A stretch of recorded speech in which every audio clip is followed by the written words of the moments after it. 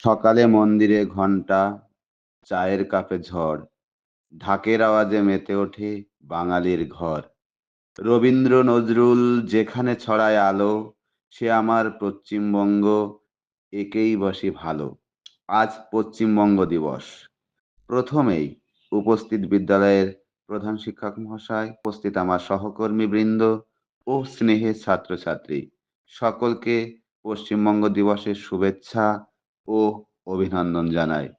আজ 20শে জুন পশ্চিমবঙ্গ দিবস। সমগ্র পশ্চিমবঙ্গ জুড়ে আজ সাড়ম্বরে উদযাপন করা হচ্ছে। তবে কেন আমরা এই দিনটি পশ্চিমবঙ্গ দিবস হিসাবে পালন করব, তা আমাদের জানা প্রয়োজন। জানি 1947 খ্রিস্টাব্দে 15ই আগস্ট ধর্মের ভিত্তিতে আমরা স্বাধীনতা লাভ করি। তবে আমাদের রাজ্যের জন্ম হয় আরও প্রায় 2 মাস আগে, 1947 খ্রিস্টাব্দে 20শে জুন। সেই অর্থে 20শে জুনই হলো পশ্চিমবঙ্গের জন্মদিন। কিভাবে এই পশ্চিমবঙ্গের জন্ম হলো? 1946 খ্রিস্টাব্দে যখন দেশভাগের প্রক্রিয়া চলছে, ঠিক সেই সময়ে মুসলিম লীগ থেকে দাবি করা হয় যে গোটা বাংলা প্রদেশই পাকিস্তানে অন্তর্ভুক্ত করতে হবে। তখন বাংলার কিছু সংখ্যাগরিষ্ঠ অঞ্চলের মানুষেরা, বিশেষত বাঙালিরা বুঝতে পেরেছিলেন সমগ্র বাংলা প্রদেশ যদি পাকিস্তানের মধ্যে চলে যায়, তাহলে তাদের অস্তিত্ব সংকটে পড়বে। ঠিক এই সন্ধিক্ষণে গর্জে উঠেছিলেন ডক্টর শ্যামাপ্রসাদ মুখোপাধ্যায় সহ বাংলার বহু মনীষী ও বুদ্ধিজীবী সম্প্রদায়। দাবি তুলেছিলেন যে ধর্মের ভিত্তিতে যদি দেশ ভাগ করতে হয়, তাহলে হিন্দু সংখ্যাগরিষ্ঠ অঞ্চল ভারতের সঙ্গে যুক্ত করতে হবে। এর মূল উদ্দেশ্য ছিল হিন্দু সম্প্রদায়ের মানুষের নিরাপদে বসবাসের জন্য একটি রাজ্য বা হোমল্যান্ড গঠন করা। কিন্তু আমাদের মনে রাখতে হবে, এত সহজে এই কাজ সম্ভব হয়নি। ঠিক হয় ভোটদান প্রক্রিয়ার মাধ্যমে এই বিষয়ে চূড়ান্ত সিদ্ধান্ত নেওয়া হবে। সেই মতে 1947 খ্রিস্টাব্দে 20শে জুন ভোট প্রদানের দিনক্ষণ ঠিক করা হয়।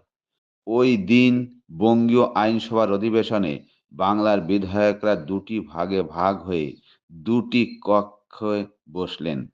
একদিকে ছিল মুসলিম লীগের সংখ্যাগরিষ্ঠ অঞ্চলের বিধায়করা, যারা পাকিস্তানের পক্ষে ভোট দিলেন, আর অন্যদিকে হিন্দু সংখ্যাগরিষ্ঠ অঞ্চলের বিধায়করা, যারা ভোট দিলেন হিন্দু সংখ্যাগরিষ্ঠ অঞ্চল ভারতবর্ষের সঙ্গে যুক্ত হবার দাবিতে।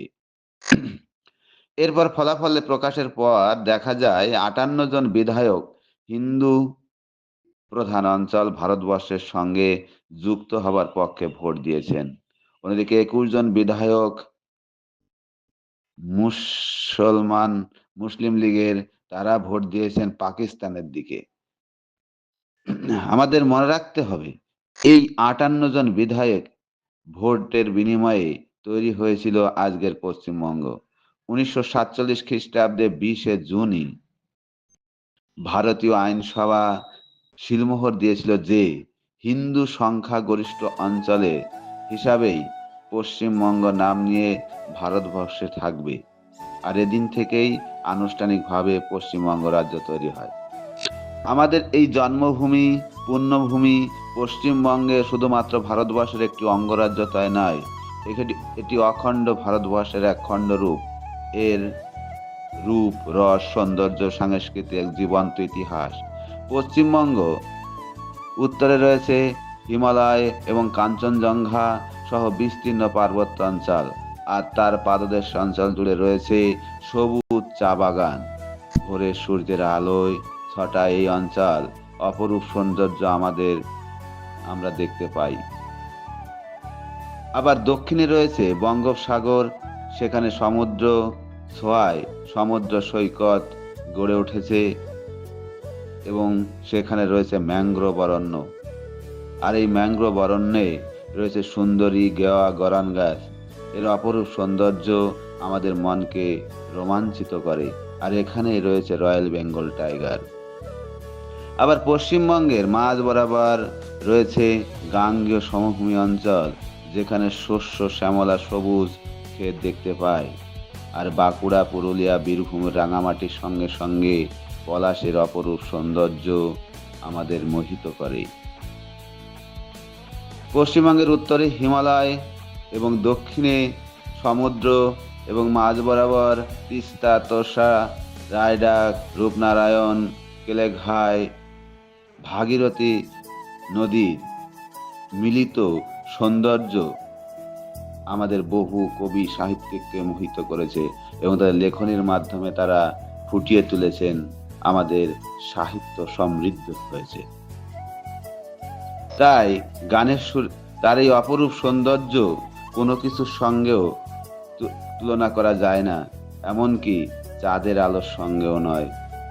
তাই গানের সুরে বলি, সেদিন চাঁদের আলো চেয়েছিল জানতে, তার চেয়ে সুন্দর কেউ আছে কি?